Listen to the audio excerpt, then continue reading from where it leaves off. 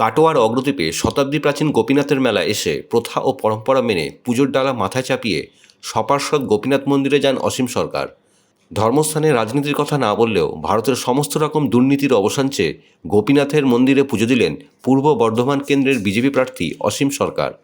পুজো দেওয়ার পর সাংবাদিকদের বলেন, ধর্মস্থানে রাজনীতির কথা বলবো না, তবে গোপীনাথকে বলেছি ভারতের সব দুর্নীতি যেন ধ্বংস হয়। এদিন স্বভাবসিদ্ধ ভঙ্গিমায় ছন্দ মিলিয়ে উপস্থিত নেতাকর্মীদের সঙ্গে বিজেপি প্রার্থী করিয়াল অসীম সরকার কথা বলেছিলেন। জেলবন্দি তৃণমূল কংগ্রেসের আর্থিক দুর্নীতিতে অভিযুক্ত নেতাদের ইঙ্গিত করে ছন্দ মিলিয়ে কবিগানের সুরে অসীম সরকার বলেন, ধর্ম যেন জেগে ওঠে এই কথা বলি, আমরা যেন সৎপথেই চলি। যখন আমি হাতে পাবো ক্ষমতা, জনগণের সঙ্গে যেন থাকে সমতা। জনগণের টাকা মেরে নিজের টাকা বেড়ে তারপর যেন না ঢুকি ওই জেলখানার ভেতরে। পুজো শেষে নির্বাচনী পথসভায় অংশ নিতে অসীমবাবু জেলা সম্পাদক সীমা ভট্টাচার্যকে নিয়ে কাটোয়া শহরের দিকে রওনা দেন।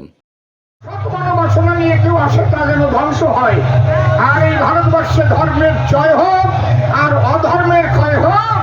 যেখানে যে অধর্ম আছে, দুর্নীতি আছে, আমি ঠাকুরের কাছে প্রার্থনা করি সেই দুর্নীতি যেন চূর্ণ বিচূর্ণ করে দিয়ে ধর্মের জয় হয়, ধর্মের জয় হয়। আমি রাজনৈতিক কোনো কথা বলব না, কারণ এখানে এসেছি আমরা ত্রিতাপ জ্বালা থেকে মুক্তি পাওয়ার জন্য।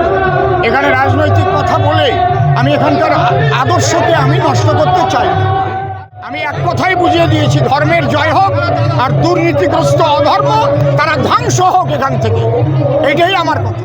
সব সময় যদি আপনারা সঙ্গ শুনতে চান, আপনারা তো ইউটিউবে শোনেন আমার গান, একটাই তো কথা, আমার অন্য কথা নয়, যেন ভারতের দুর্নীতি সব ধ্বংস হয় আর ধর্ম যেন জেগে ওঠে এই কথাই বলি।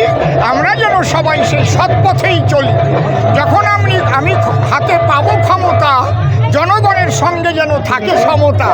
জনগণের টাকা মেরে নিজের টাকা বেড়ে তারপরে যেন না ঢুকি ওই জেলখানার ভিতরে। হরিবল হরিবল।